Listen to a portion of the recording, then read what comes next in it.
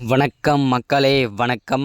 சற்று முன் கிடைத்திருக்கக்கூடிய ஒரு முக்கியமான தகவல் ஒன்றை தான் பார்க்க போகிறோம் மக்களே. சற்று முன் ஓட்டுக்கு பணம் கொடுத்த திமுகவின் முக்கியமான வேட்பாளர் அதிரடியாக அமலாக்கத்துறையினரிடம் சிக்கியிருக்கிறார். யார் அந்த திமுகவின் முக்கியமான வேட்பாளர்? நேற்றைய தினம் நாடாளுமன்ற தேர்தல் நடந்து முடிந்த இந்த சூழலில் பணம் பட்டுவாடா செய்ததாகவும் பல கோடி ரூபாய் அவருடைய காரில் வைத்திருந்த குற்றத்திற்காகவும் அதிரடியாக கைது செய்துள்ளதாகவும் அமலாக்கத்துறை ஒரு உளவுத்துறை ரிப்போர்ட் மூலமாக கொடுத்திருக்கிறார்கள். யார் அந்த திமுகவின் முக்கியமான வேட்பாளர், எந்த தொகுதியில் கைது செய்யப்பட்டார் அப்படின்றத பற்றி தான் இந்த ஒரு காணொலியில் நம்ம தெளிவாகவும் துல்லியமாகவும் பார்க்க போகிறோம் மக்களே. அதற்கு முன்பாக நமது அரசியல் நியூஸ் சேனலுக்கு நீங்கள் புதிய பார்வையாளராக இருப்பதற்கு வாய்ப்புகள் நிறையவே இருக்கிறது மக்களே. முடிஞ்ச அளவுக்கு எல்லாரும் மறக்காமல் நமது அரசியல் நியூஸ் சேனலை சப்ஸ்கிரைப் பண்ண மட்டும் மறந்துடாதீங்க. சப்ஸ்கிரைப் பண்ண உடனேயே பக்கத்திலே ஒரு பெல் பட்டன் வரும். அதை கிளிக் பண்ணி ஆல் என்ற ஆப்ஷனில் போட்டு வச்சுக்கோங்க. தொடர்ந்து நம்ம வீடியோ போட்டோம்னா உங்களுக்கு நோட்டிஃபிகேஷனாகவே வந்துடும்.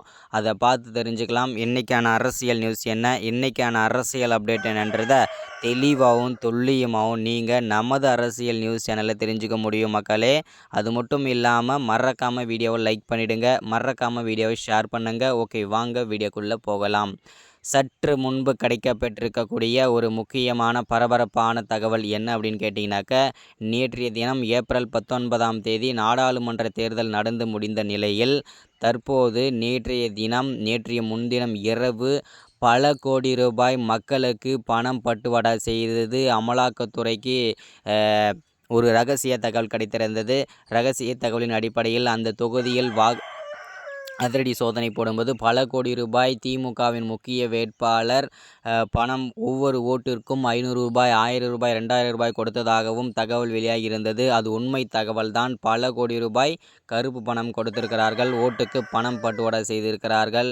அது மட்டும் இல்லாமல் அந்த திமுகவின் முக்கியமான வேட்பாளர் யார் அப்படின்னு கேட்டிங்கனாக்க, KN நேரு மற்றும் R ராசா அவர்கள்தான் தற்போது அதிரடியாக கைது செய்யப்பட்டுள்ளதாகவும் தகவல் வெளியாகி கொண்டிருக்கிறது மக்களே. அது மட்டும் இல்லாமல் இவர்களை புழல் சிறையில் அடைப்பதற்கான அனைத்து விதமான வாய்ப்புகளும் தொடர்ந்து நடைபெற்று கொண்டு வருகிறது மக்களே.